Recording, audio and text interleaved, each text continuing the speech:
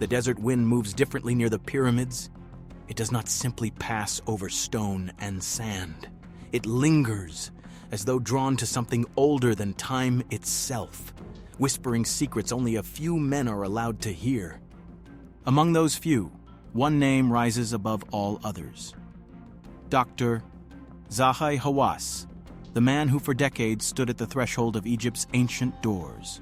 To the world, he was the face of Egyptian archaeology, charismatic, commanding, seemingly omnipresent wherever a discovery was made. To some, he was a protector of the nation's greatest heritage. To others, he was something far more complicated.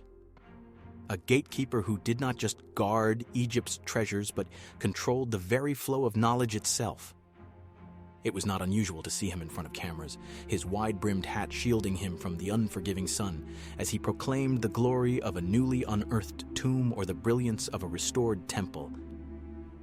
Yet behind that polished image, behind the official announcements and the carefully guided tours, lingered stories of doors abruptly shut, research permits denied, and entire expeditions halted with a single command. Footage exists, grainy, raw, of Hawass himself, his voice rising, his hand raised in defiance, shutting down inquiries he deemed unworthy. To some, he was defending Egypt from exploitation. But to others watching, the scene carried the weight of a far older ritual, as if one man had inherited the power once held by the priests of Amun, deciding who could and could not approach the divine. In those moments, questions swirled like desert storms. Was he truly protecting Egypt's legacy from charlatans and treasure hunters, or was he protecting something deeper? Truths that might fracture the timeline of history itself? For beneath the sands of Giza lies not just stone, but narratives older than civilization, stories that scholars whisper about but rarely dare to publish. To gain access to them, one needed Hawass's blessing. Without it, the desert remained silent, its secrets untouched. Hawass was never shy about his disdain for what he called nonsense theories. Talk of hidden chambers, lost civilizations, or ancient technologies beyond the capabilities of dynastic Egypt. He dismissed them all with sharp words and sharper authority. He would wave off researchers with a smile that did not soften the sting of rejection, sometimes even mocking those who dared to suggest possibilities outside the orthodox view. To him, such ideas were an affront, not only to science but to the dignity of Egypt itself. Yet for every door he slammed, curiosity only deepened. For every denial, whispers grew louder.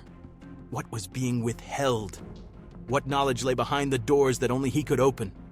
History has long shown that power over the past is as consequential as power over the present.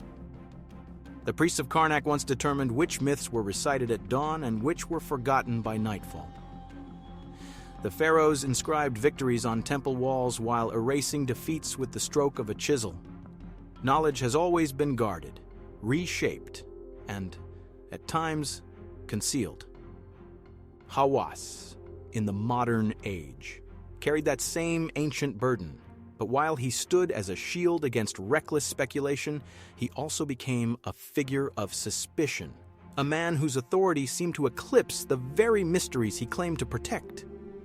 And so, the pyramid looms not only as a monument of stone, but as a monument of silence.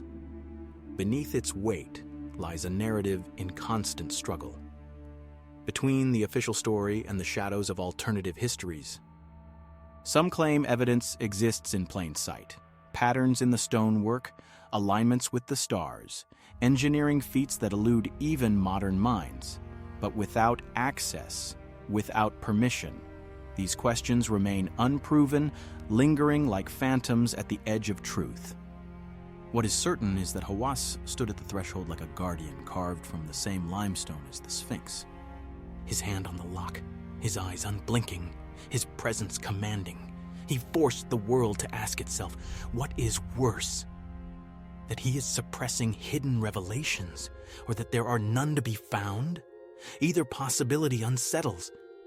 If there is nothing beyond the official narrative, then humanity must accept the limits of its own imagination.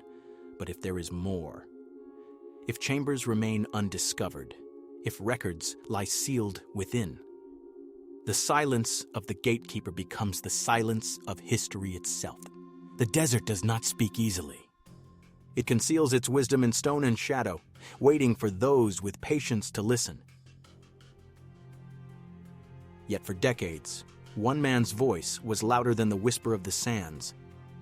The question is not simply whether he was right or wrong, but what it means when a single figure holds the keys to the world's greatest enigma. Knowledge becomes not a collective pursuit, but a guarded treasure, and those who seek it must pass through a gate that may never fully open. As night falls over Giza, the pyramid's edges blur into darkness, and the stars ignite above. Stars that ancient builders aligned with uncanny precision. The scene feels eternal, unchanged for millennia. But beneath the surface of this stillness lies a tension as old as civilization. Who decides what truths are revealed and what truths remain hidden? This is where our journey begins. Not within the pyramid, but outside it, at the gates, with the man who held the power to decide how far humanity could step into its own forgotten past. Yet, as every gatekeeper knows, no door remains closed forever. What is locked in silence has a way of pressing against its prison, yearning to be heard, and soon the sands themselves may begin to shift. Every child who opens a history book learns the same tale. The Great Pyramid of Giza, the most enduring symbol of Egypt, was the tomb of Pharaoh Khufu. With this story, classrooms around the world are filled with visions of thousands of laborers hauling stone under the blazing sun, of the mighty ruler watching as his eternal resting place took shape. A monument to his divine power, a stairway to the heavens. It is an image repeated so often that it feels unquestionable, a truth carved into stone as solid as the pyramid itself. But here lies the problem. Beneath the weight of repetition, beneath the grandeur of centuries of storytelling, the evidence begins to crumble. What if the pyramid is not what we have been told? Step inside the monument, and the certainty of the official story begins to dissolve like mist. Unlike the richly adorned tombs of the Valley of the Kings, where hieroglyphs crowd the walls with stories of the afterlife and treasures glitter in chambers meant to serve the pharaoh's spirit, Khufu's pyramid greets the visitor with silence. The walls are bare. No inscriptions praising the ruler. No elaborate spells guiding him through the underworld. The vast chambers lie stark and empty, stripped of the artifacts that define every other royal burial. Even the sarcophagus discovered within is crude and unadorned, nothing like the exquisite coffins crafted for far lesser kings. It feels less like a tomb and more like an echoing void, as though whatever it once was has been erased. Or perhaps it was never meant to be a tomb at all. And then comes the matter of attribution.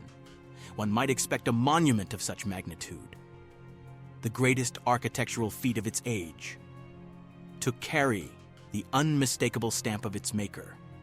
Yet the pyramid bears no proud proclamation of Khufu's name. Inscriptions exist elsewhere in Egypt, carved to immortalize rulers and their triumphs. But within the Great Pyramid, silence reigns. Only a controversial set of red quarry marks, discovered in the upper chambers in the 19th century, link the monument to Khufu. And even these have been challenged, some scholars whispering that they may have been forged in an age eager to claim certainty where there was none. It is as if the pyramid itself resists being owned, refusing to yield its identity to any one ruler. If Khufu's tomb it was meant to be, then where is his body? No remains have ever been found within, no trace of the pharaoh who supposedly demanded the labor of decades and tens of thousands of workers to enshrine his eternal soul. The absence is glaring, almost deliberate, like a stage set for a performance that never took place. Archaeology often relies on absence as much as presence. What is missing can be as telling as what is found. And here, the absence is deafening. Consider, too, the scale and precision. To construct such a monument with the technology of the 4th dynasty. Ropes, copper tools, wooden sledges. Strains belief. Yes, archaeologists have demonstrated plausible methods. And yes, human determination has always achieved the extraordinary oi. But even if the engineering is within reach, the question lingers. Why would Khufu, alone among all pharaohs, commission such a staggering edifice, while his successors returned to smaller, more conventional tombs? If the pyramid was merely a burial, it was an aberration in history, a singular event without precedent or continuation. That fact alone demands we pause and reconsider. So what was it? If not a tomb, then perhaps a temple, a machine, a monument aligned to the heavens? Its shafts point with uncanny precision toward stars that marked Egypt's cosmic calendar, stars associated with rebirth and eternity. Its proportions encode mathematical constants with a sophistication that has led some to wonder if the builders saw numbers not as abstractions, but as sacred truths woven into the structure of the universe. Within its silent corridors, geometry and astronomy converge in ways that defy the idea of mere coincidence. Could this have been a place where heaven touched earth, where stone was shaped not to honor a man, but to mirror the cosmos? The official story, repeated for centuries, begins to feel less like a truth and more like a scaffolding. A convenient narrative erected to explain what is otherwise inexplicable. To challenge it is not to deny Egypt's brilliance, but to honor it by asking the questions that silence demands. What if the true purpose of the pyramid lies outside the narrow corridor of royal burial customs? What if its emptiness is not evidence of robbery or loss, but of intention? Perhaps it was always meant to stand as it does now, silent, vast, unknowable. A riddle carved into stone for future ages to unravel, and so doubt grows, not as a reckless fantasy, but as a necessary act of honesty. For history is not merely the stories we inherit, but the courage to look again when the pieces do not fit. The Great Pyramid waits, its stones pressing down with the weight of millennia, its chambers echoing with the unasked questions of countless generations. The closer we look, the less certain we become, and in that uncertainty lies the first step toward revelation. If doubt arises from what is missing within the Great Pyramid, awe arises from what remains. The structure is not merely massive. It is impossibly exact. Its 4 sides align almost perfectly to true north, deviating by mere fractions of a single degree, a feat so precise that even today, with satellites, GPS, and lasers, engineers struggle to achieve such perfection on monuments a fraction of the size. To imagine this alignment executed over 4.5 millennia ago, with ropes and wooden siding poles under the desert sun, strains the imagination.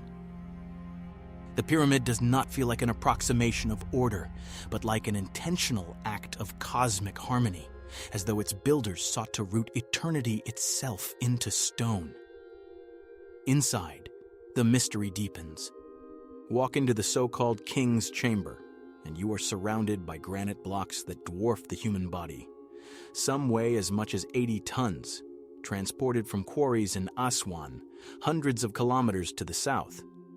How were they hauled, raised, and set with such precision into a structure whose joints are tighter than the width of a human hair? Even more perplexing are the marks left on these stones. Harmless, cylindrical drill cores, cut so smoothly and so evenly that modern engineers like Christopher Dunn have argued they reveal evidence of advanced machining. These drill holes spiral in patterns that copper tools and sand abrasives cannot reproduce.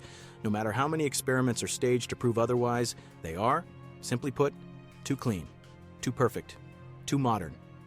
Attempts have been made, of course, Researchers have carved replicas with copper chisels, dragging blocks over sand, building ramps of speculation, yet every attempt falters.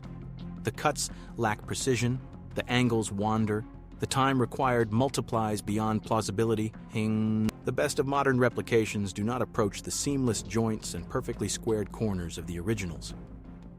What was once dismissed as the triumph of brute labor begins to feel more like the application of knowledge we no longer possess.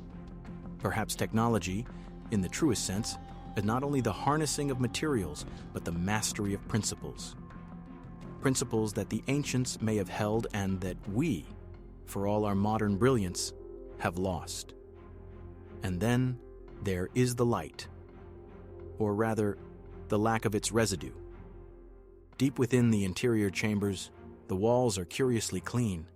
One would expect the dark recesses, constructed before the invention of oil lamps with chimneys or mirrors of polished glass, to be blackened by centuries of torches, yet not a trace of soot remains. The ceilings are as pure as the day they were sealed.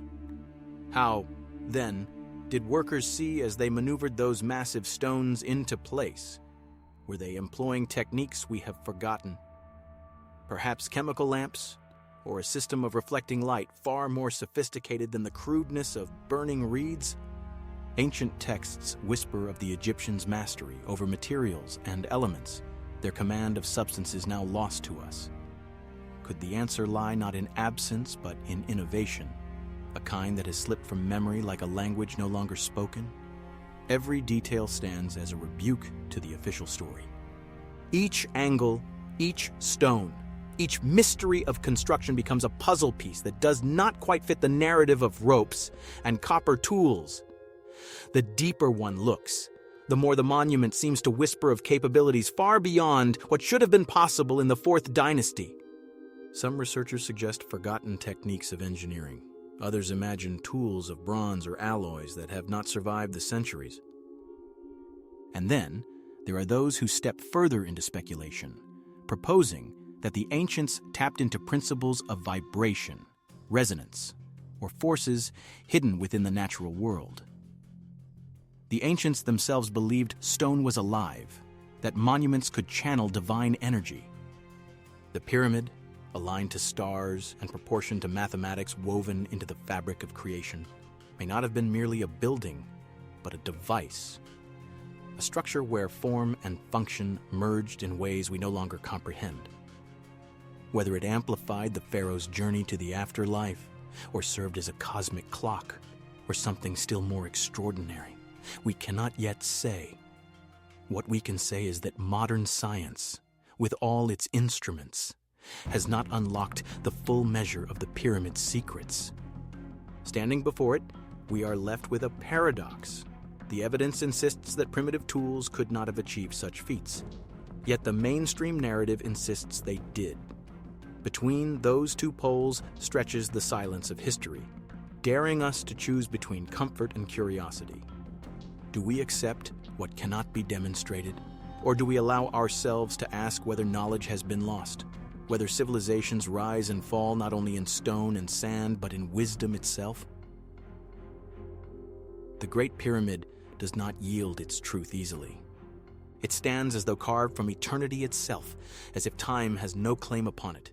And perhaps that is the point. Perhaps it was built not to be explained, but to remind us of our own limits. That there are things we do not know. That human history is far older, deeper, and stranger than the tidy stories we tell ourselves.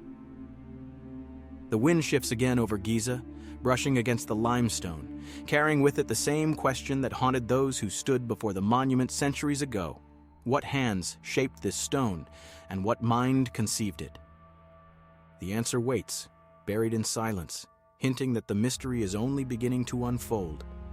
Beyond the silent geometry of the Great Pyramid, another guardian waits. Larger than life, immovable, and staring across the sands with a gaze that has both captivated and confounded humanity for millennia. The Sphinx, carved from the bedrock of Giza, has long been catalogued as the product of Pharaoh Khafre's reign, roughly 4,500 years ago. Yet, as modern eyes, armed not only with archaeology but with geology, have peered into its weathered surface, a startling revelation has emerged. The Sphinx may be far older than any chronicle of human civilization currently allows. In the 1990s, geologist Robert Schoch and historian John Anthony West made a discovery that shook the foundations of Egyptology. While examining the walls of the Sphinx enclosure, Schoch noted patterns of erosion unlike anything produced by wind and sand alone. Deep, rounded channels and undulating furrows bore the unmistakable signature of water. Sustained rainfall, not mere desert storms. The grooves were carved over centuries by precipitation far heavier and more persistent than the occasional flash floods known to the modern climate. The implication was shocking. The last time such rainfall occurred in the Giza Plateau was over 12,000 years ago, during the waning days of the last ice age. This discovery paints an image of an ancient landscape almost unrecognizable from the arid deserts we know today. Imagine a verdant savanna, rivers weaving through fertile plains, herds of animals grazing where now only dust and stone remain. It is in this lush, forgotten world that the Sphinx may have first risen, a sentinel not of dynastic ambition but of a civilization so advanced that it could carve monuments of precision from the living rock. The notion of a society existing thousands of years before the earliest pharaohs overturns the tidy timeline of human progress, forcing historians to ask whether our understanding of history has been confined by what survives, rather than by what once was. Further scrutiny reveals something equally provocative. The Sphinx does not appear untouched by the hand of time or by human intervention. It bears signs of restoration, reshaping, and modification that align with the reigns of later pharaohs, particularly Khafra. The body may have been reworked, the face recarved, yet its underlying structure, the massive proportions, the enigmatic expression, hints at an origin far older than the Fourth Dynasty. It becomes conceivable that what we admire today is a palimpsest, a relic of an earlier world refined by the rulers of a later era who sought to inscribe their authority upon what was already sacred. Yet mainstream Egyptologists remain largely unconvinced. Many dismiss the water erosion theory as implausible, arguing for alternative explanations rooted in wind erosion or poor geological interpretation. Others quietly acknowledge the anomalies but treat them as curiosities unworthy of rewriting history. The resistance is palpable, as if acknowledging the Sphinx's potential age would not merely adjust a date on a timeline, but upend centuries of accepted scholarship, destabilizing the narrative of human progress from hunter-gatherer bands to the dawn of pharaonic civilization. And therein lies the true allure of the Sphinx. It is a riddle carved in stone, a witness to an epoch humanity has forgotten.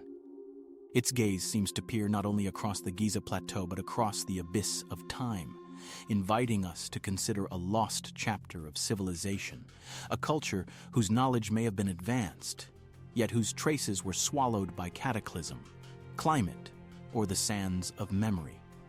What tools, what wisdom, what understanding of the world enabled humans to raise such monuments with such precision so long before we expected them to exist?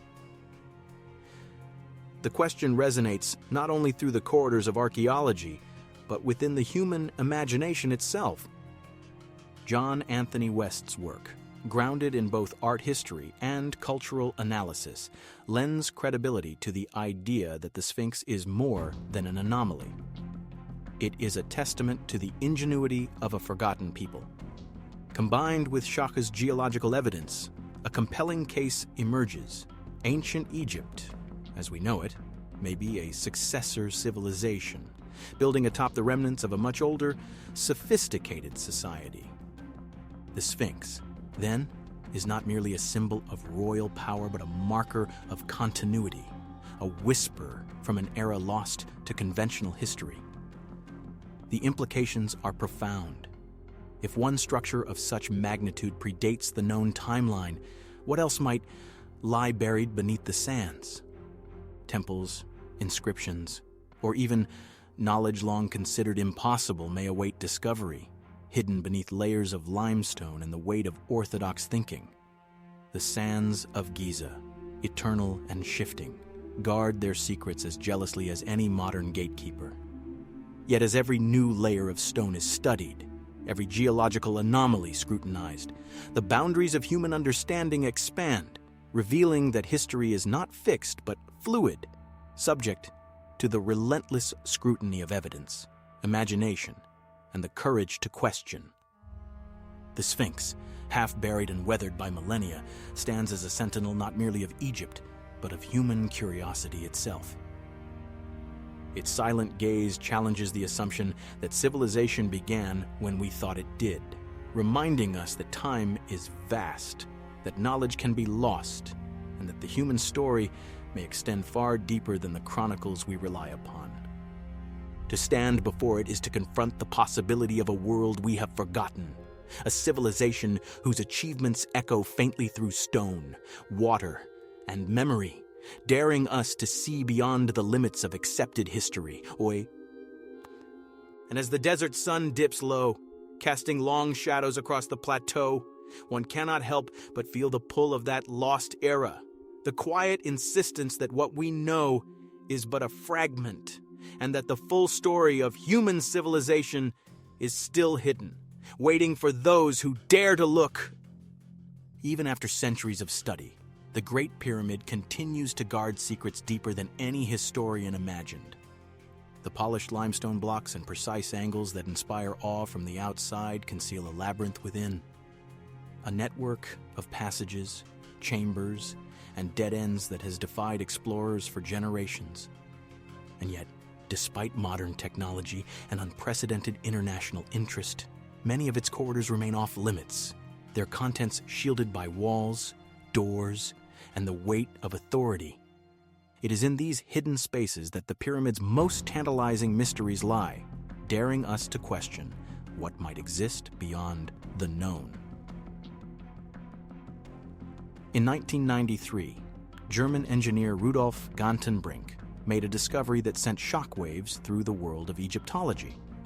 Using a remote-controlled robot, he navigated the narrow, winding shafts that extend from the so-called Queen's Chamber. At the end of one shaft, the robot encountered a small limestone door, its surface smooth and unbroken, adorned with copper handles that glinted faintly in the dim light. The door seemed almost intentionally enigmatic, a barrier designed not merely to block passage but to provoke curiosity. What lay behind it was, and remains, unknown, for the exploration stopped there, curtailed by permissions that never came. The suspense only deepened during the National Geographic expedition of 2002, when a second sealed door was discovered just beyond Gantenbrink's find. Here, the pyramid seemed to double down on its secrecy, as if layers of stone were designed to obscure, to delay, to challenge the audacity of those who sought truth. These doors, unlike the larger and more accessible corridors, are not mere structural features. They are deliberate, intricate, and tantalizingly final. Beyond them could lie a chamber of unimaginable significance. Or perhaps the answer to a question we have not yet learned to ask. Then, in 2017, science offered a glimpse into the unimaginable using muon radiography, a technique that detects tiny particles passing through matter. Researchers revealed an enormous void hidden above the Grand Gallery. The chamber, roughly estimated to rival the combined volume of all known rooms within the pyramid, lay silently, defying centuries of exploration. Its presence confirmed that the pyramid is far more than a tomb, far more than the sum of its corridors, and far more enigmatic than any previous generation of scholars had dared to imagine. Yet, despite the undeniable evidence, physical access remains prohibited. Requests from international teams, from the most reputable institutions, have been repeatedly denied. The effect is both tantalizing and frustrating. One cannot help but wonder why these spaces are left unexplored. Is it simple bureaucratic caution, a desire to protect fragile structures from inadvertent damage, or is it something more deliberate? a hesitation to reveal secrets that could rewrite our understanding of the pyramid, and with it, human history itself. Every denial, every delay, adds weight to the mystery, transforming curiosity into obsession.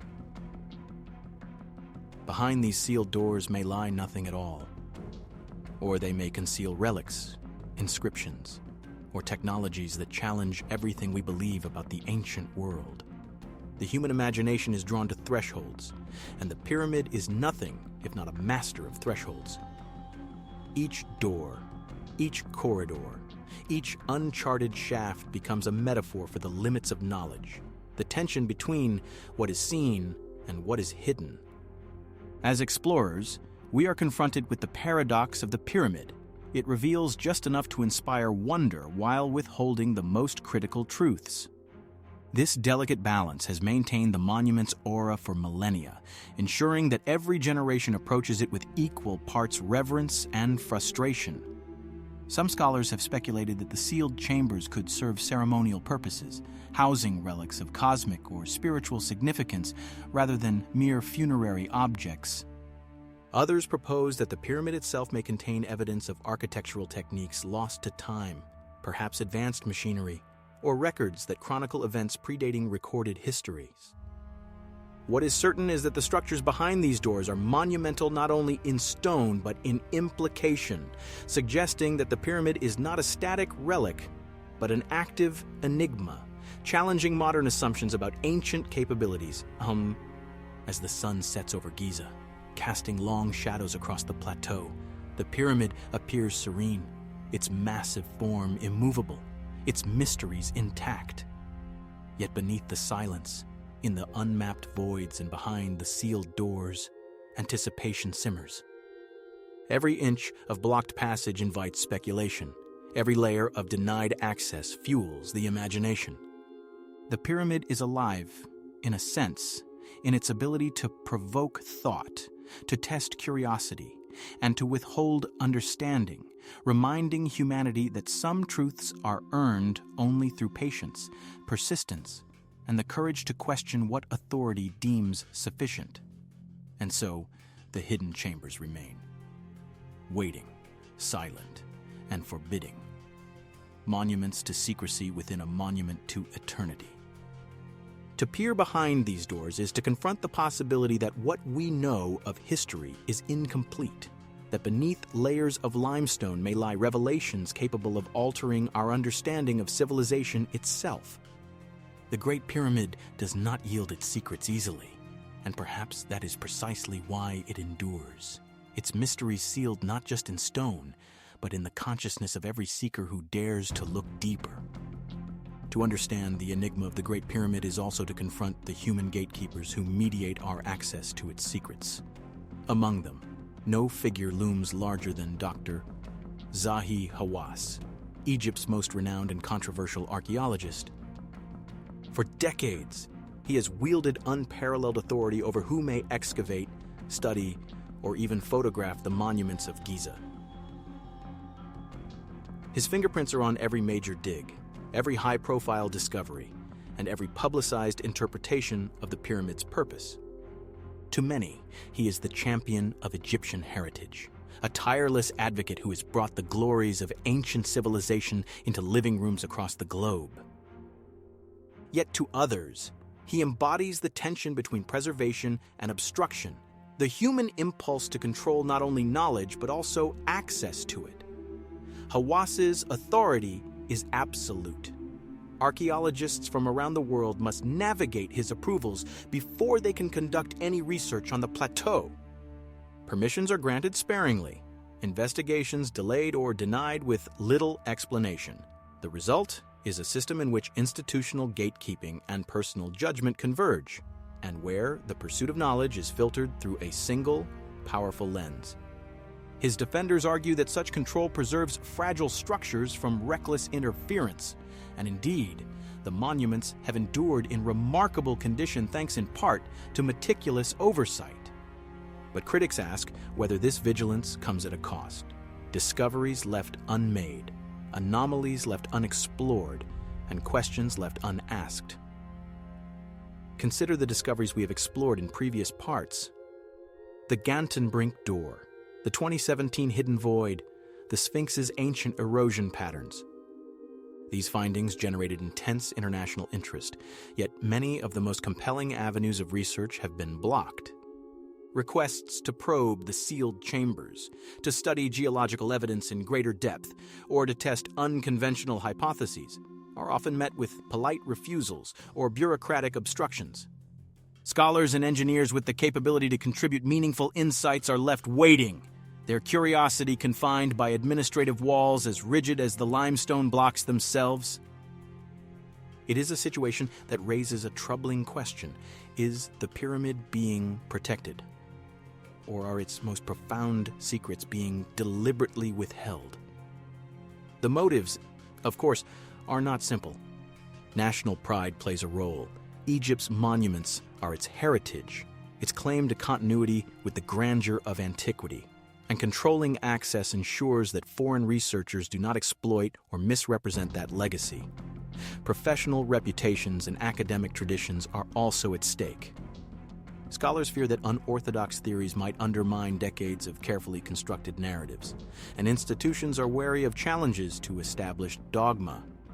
In this web of cultural, political, and scholarly interests, Hawass's gatekeeping can be seen as a reflection of human caution. Perhaps even prudence, yet the same mechanisms that preserve can also obscure, and the line between protection and suppression grows dangerously thin. The duality of his influence is fascinating. Hawass has undeniably promoted Egyptology, elevating public interest, funding restorations, and championing archaeological work that might otherwise have been ignored. His voice carries weight, his expertise commands respect, and his stewardship has safeguarded countless artifacts. Yet with every denial of access, every sealed corridor left unexplored, and every innovative research proposal blocked, a shadow of suspicion creeps in. Is it possible that some truths are being kept from the public eye? Not merely for preservation, but because they challenge the narratives upon which authority, prestige, or national pride have been built. This tension exemplifies a broader theme in archaeology and science, the struggle between discovery and control. Every discipline contains its gatekeepers, every institution its guardians of orthodoxy. The pyramid, in all its eternal mystery, becomes a mirror reflecting the human impulse to dominate knowledge, to decide what is worthy of revelation and what must remain hidden. And while we must respect the fragility of ancient monuments, we must also remain vigilant against the ways in which authority can limit exploration, shape narratives, and, intentionally or not, keep history itself just out of reach. Ultimately, the story of the Great Pyramid is inseparable from the story of those who guard it. Dr. Hawass is both protector and obstacle, a figure whose devotion to Egypt's past is unquestionable, yet whose methods invite scrutiny. The silence behind sealed doors and the refusal to explore hidden chambers remind us that the pursuit of truth is not merely a matter of tools, techniques, or technology, but of access, authority, and courage.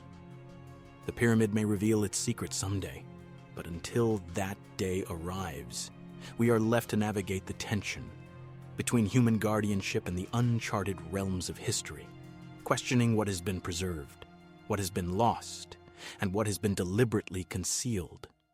As the sun sets once again over Giza, casting elongated shadows across the plateau, one realizes that the mysteries of the pyramid are not only in its stones, but in the hands of those who decide who may enter, who may see, and who may know. To confront these mysteries fully, we must confront the gatekeepers as well as the monuments.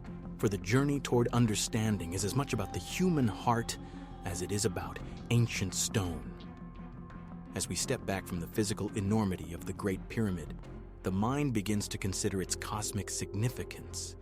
Beyond limestone and granite, beyond chambers and sealed doors, the pyramids of Giza seem to speak a language written in stars.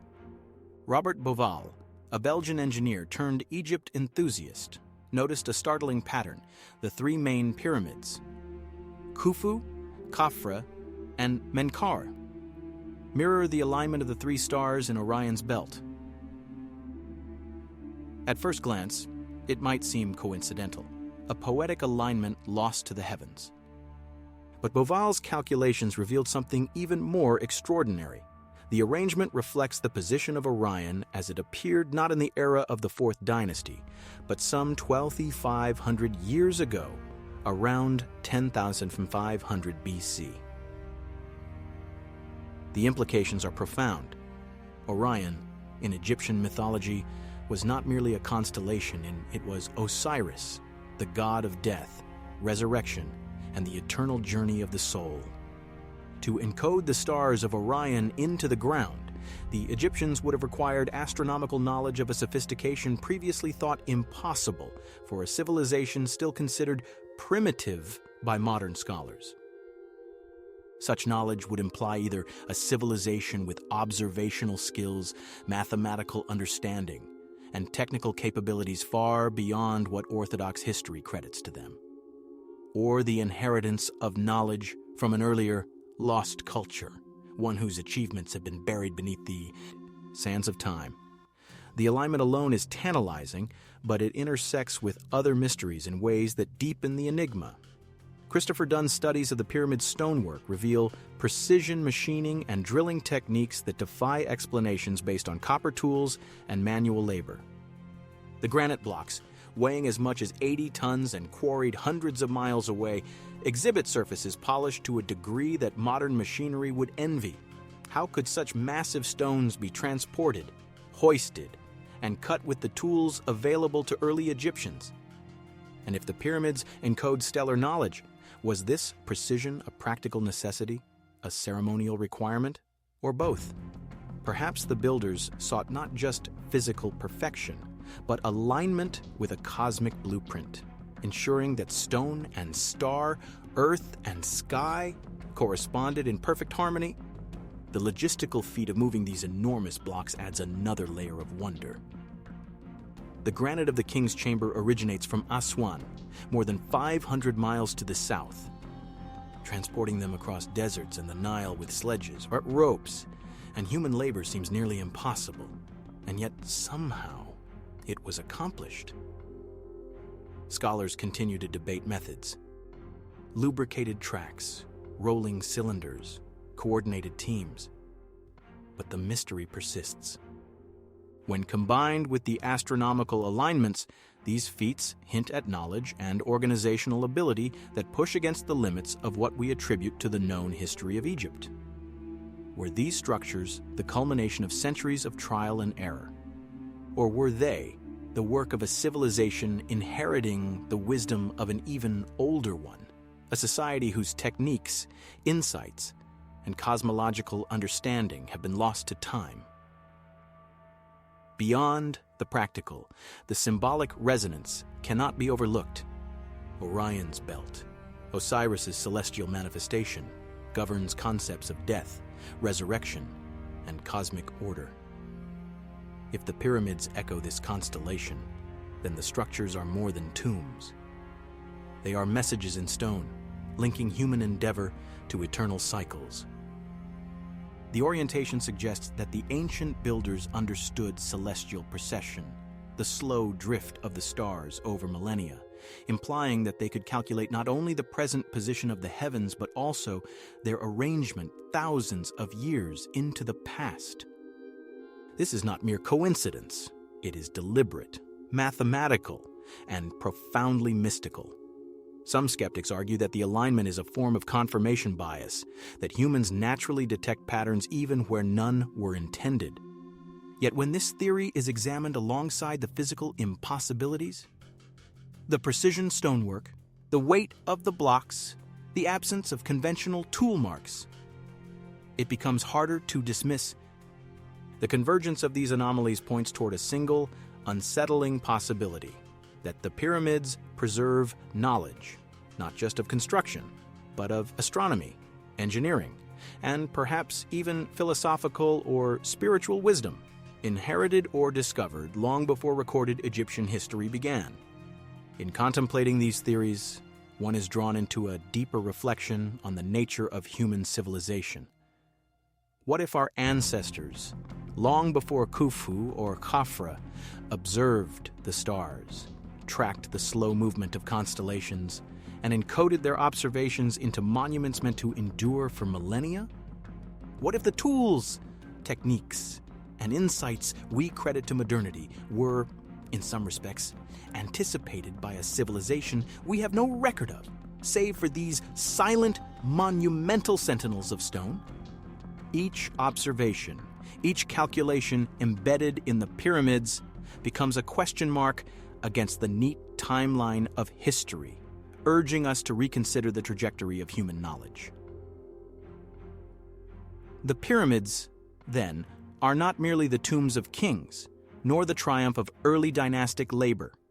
They are a message across time, a cipher in stone and celestial alignment, a bridge between the terrestrial and the cosmic. They challenge us to imagine a civilization capable of feats that still elude us, and in doing so, they remind us that history is not fixed, that knowledge can be lost, and that the ancient world may hold lessons we have yet to understand. Standing before them, one is compelled to wonder not only who built them, but how much of human potential has already been glimpsed, then forgotten in the silent corridors of prehistory. If the Great Pyramid and the Sphinx challenge our understanding of Egypt, then they are but pieces of a far larger puzzle that spans continents and millennia. Graham Hancock, the British journalist and researcher, has long argued for the existence of a lost advanced civilization, a precursor to all known history, whose knowledge and achievements have been buried beneath the sands of time. The implications of such a civilization are staggering. They would suggest that humanity once reached levels of technological and architectural sophistication far earlier than the orthodox timeline allows, and that the echoes of their wisdom were passed down to later societies, including the builders of Giza Göbekli Tepe in modern-day Turkey, provides a startling example. Constructed over 12,000 years ago, these monumental stone circles predate the Egyptian pyramids by millennia, yet they exhibit a level of planning, artistic symbolism, and communal organization that defies our assumptions about so-called prehistoric societies. Columns carved with serpents, lions, and abstract symbols suggest a complex spiritual and astronomical knowledge. The site's very existence hints that our accepted story of human progress, from primitive hunter-gatherers to sophisticated builders, is incomplete, perhaps deliberately simplified by the constraints of mainstream archaeology. Within Egypt, the enigma continues. The Osirian temple at Abydos, with its megalithic blocks precisely joined and aligned, bears similarities to the precision seen in the Great Pyramid. In Saqqara, granite boxes, whose purpose remains uncertain, showcase stonework that seems beyond the capabilities attributed to early dynastic craftsmen. Across the plateau, the sudden emergence of a fully developed, sophisticated civilization, capable of monumental construction, artistic expression, and complex religious thought, raises questions that orthodox archaeology struggles to answer. How could a society appear fully formed without precursors? What knowledge or techniques might have been inherited from an earlier era? The response from mainstream institutions has been predictable: skepticism, dismissal, or outright silence. Accepting the possibility of an older, advanced civilization would necessitate a radical rethinking of history, challenging national pride, academic hierarchies, and long-held historical frameworks. Egyptologists, for all their brilliance, are invested not only in preserving artifacts, but also in safeguarding a narrative that underpins modern understanding of culture, identity, and heritage. To concede that the Great Pyramid, the Sphinx, and other ancient monuments might owe their origin to a civilization lost to time is to destabilize centuries of scholarship, political authority, and collective belief. Yet, the evidence, while fragmented, is persistent. It is found in the alignment of monuments to celestial bodies, the uniformity and precision of massive stone blocks, and the sudden appearance of knowledge in a world otherwise assumed to be slowly evolving.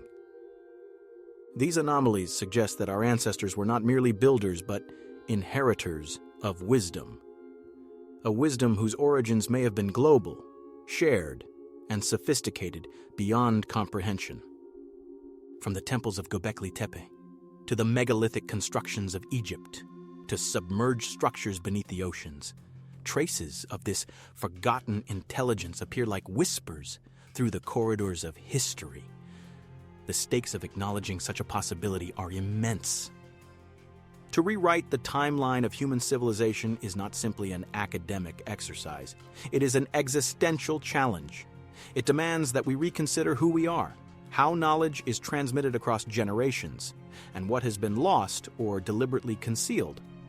Institutional resistance, rooted in pride, tradition, or fear of upheaval, has maintained a culture of silence around these anomalies. Doors remain sealed, corridors unexplored, and discoveries shelved under the weight of bureaucratic caution. The pyramid's hidden chambers and the unexamined voids are microcosms of a larger phenomenon, a global reluctance to confront evidence that might compel us to rethink the origin of civilization itself. Yet, there is hope. The work of independent researchers, technological advances, and interdisciplinary studies are beginning to pierce the veil of consensus. LiDAR scans, muon radiography, and geological analysis allow us to see beyond the limitations of traditional excavation. Sites once dismissed as impossible are now revealed in unprecedented detail. Slowly, the story of humanity's past is being enriched, complicated, and, in some cases, radically extended. The courage to ask questions, to challenge authority, and to follow evidence wherever it leads is becoming the guiding principle for a new generation of explorers, scholars, and dreamers. Ultimately, the global conspiracy of silence is not absolute. While institutions may resist, the monuments themselves, the pyramids, the Sphinx, the temples, and the stone circles, continue to speak. They demand that we look beyond the accepted narrative, that we piece together fragments scattered across continents and eras. To understand them is to confront both our history and our assumptions about human potential. It is a call to action, to seek the truth, to question authority, and to remain vigilant against the seduction of simple explanations. Humanity's most profound mysteries have always been layered, hidden not only in stone but in human consciousness, waiting for those brave enough to pursue them. As the sun sets over the Giza plateau, casting elongated shadows across the limestone blocks, one is reminded that the past is never fully gone. It persists in the alignment of stones with the stars, in the precision of blocks cut millennia before our modern understanding, and in the silence of corridors yet to be explored. These whispers from history beckon the inquisitive, urging us to continue the search, to challenge orthodoxy, and to embrace the possibility that the story of civilization is far richer, older, and more enigmatic than we have ever imagined.